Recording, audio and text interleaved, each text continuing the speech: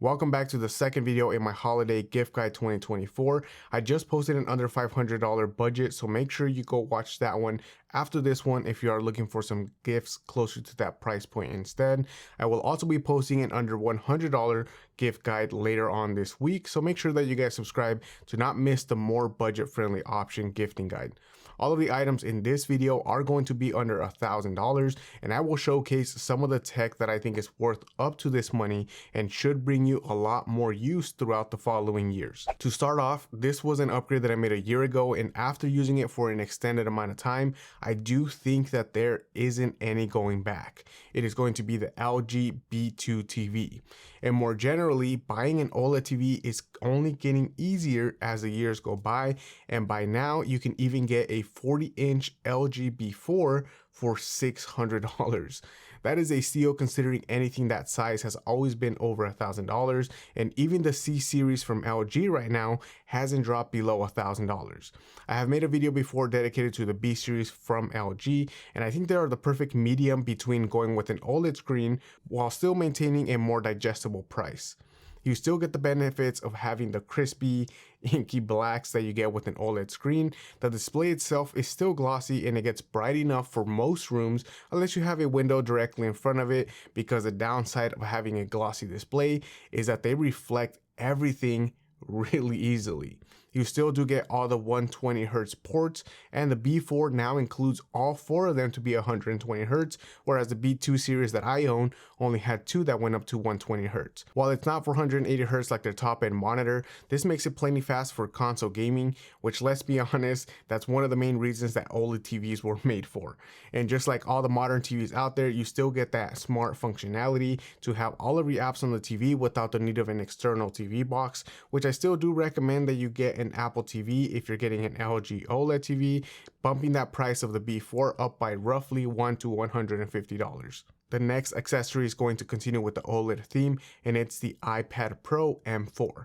This is a device that I have only been using for a few weeks since I just recently purchased it to replace my iPad Air, and just like with the OLED TV, its colors are so great when it comes to content watching experience, whether that's through YouTube, through Netflix, or really any other app. And the cool thing about waiting 6 months after the product has launched is that there are now refurbished or open box items available from Best Buy, which brings the price of the 13-inch iPad Pro just under $1,000, so you can still get all of the benefits from the iPad but go with the M4 option.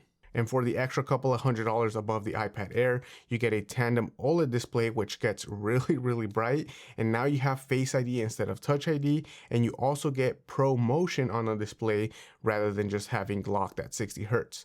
Personally, the biggest upgrade from the Air to the Pro has been the screen by far, along with Face ID. It's easy to forget how easy Face ID is on a device, especially with a tablet, when you are usually already looking at it when you open it outside of its case or keyboard to start getting some work done. And the OLED screen is perfect for content consumption and watching movies as well.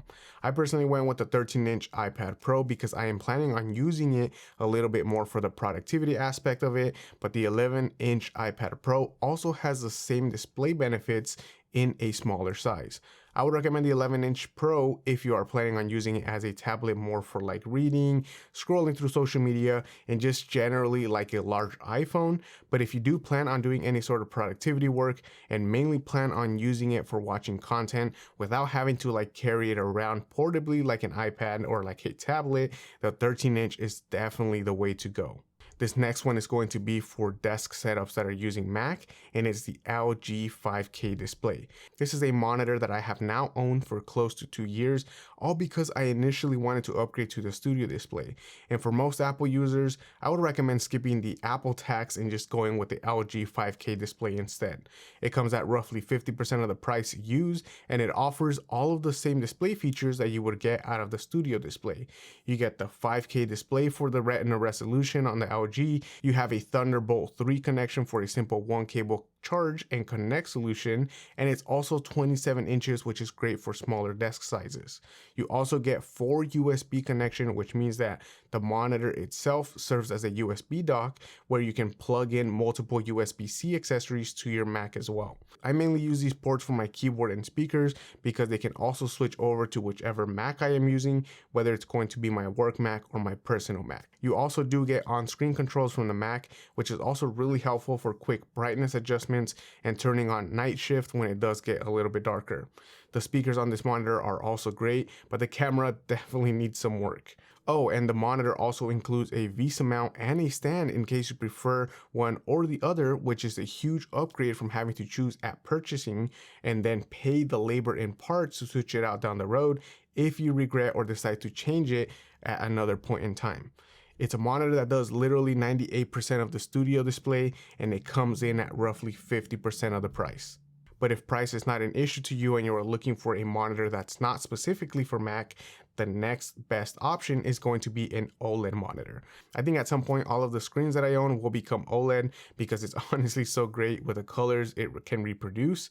And with an OLED monitor, you can get all the same benefits of an OLED TV, but more catered to desk setups so they don't have to end up with a 42-inch OLED TV on your desk. And this year, there was a huge leap into the 32-inch category for OLED monitors. I personally tried out the Samsung G80 SD, and it was really fun to use, and a size that was just a little bit too big for my 30-inch width desk. It was definitely great for gaming, and you have multiple connection options in case you do want to set up multiple consoles or other devices.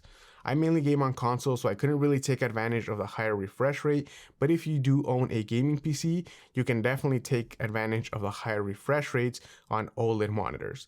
With all the options out there as well, you can pick and choose what features specifically you are looking in an OLED monitor. Monitors from LG, Asus, Samsung, and MSI all offer different monitors at different price points, so you can find the best one that works for you. From there, you can find one that works for your all-in-one setup if you happen to use your setup for work and play. MSI was one of the brands that I might try out next, since I am looking for one that has a USB-C port for hooking up my Mac into it and using it for both productivity as well as gaming. Back to an item I mentioned in my under 500 tech, but this time it's going to be the top of the line flagship smartwatches, the Apple Watch Ultra and the Garmin Epix Pro. Both of these are going to be similar to the regular Apple Watch and the Garmin Vivo Active 5 that I mentioned in my 500 video, but they offer just a few extra features that could be worth to jump on the flagship Extreme model rather than sticking with the base model. The Ultra does add an action button, and of course it has a much larger battery than the regular Apple Watches, but even with a larger battery, it doesn't really come close to what the Garmin Epix Pro battery can do. The Garmin can last up to 13 days with always on display off, and it also includes a really bright flashlight, which works great for mountain expeditions, or more realistically, those late night bathroom trips while you're half asleep. Being top of the line watches, you also get a larger screen, but the larger battery will probably be why you jump to the larger watch. Similar to the entry-level models, you can track tons of other workout activities. You get the general health benefits that come with a smartwatch, and you also get all of the notification, step counting, and other small tracking features. These features are going to be small things like movement reminders, step counters, stress tracking, and sound exposure reminders. Being that these are the top of the line watches, they are more catered to those who want to run marathons, triathlons, pelotons, or realistically, just to people that want watches that can last longer than 12 hours with battery life. And keeping up with the flagship devices, you can't go wrong with this being the year for you to buy a flagship phone. Being in the US, most of the phones I look at are going to be from the top 3 brands, Samsung, Google, and Apple. And this year, even though I liked all 3 phones, the best 2 do come down to being the iPhone 16 Pro and the Google Pixel 9 Pro. The design similarities between these 2 case sizes is definitely similar with these 2 phones, which is one of the main aspects that I really like about them. They offer easy ergonomics for picking up the phones, and even though they are the larger phones between the 2, they are still easy to hold and use one-handed. Going with a flagship phone also will offer the reliability of the top of the line specs that will be supported by these companies for a lot of years to come.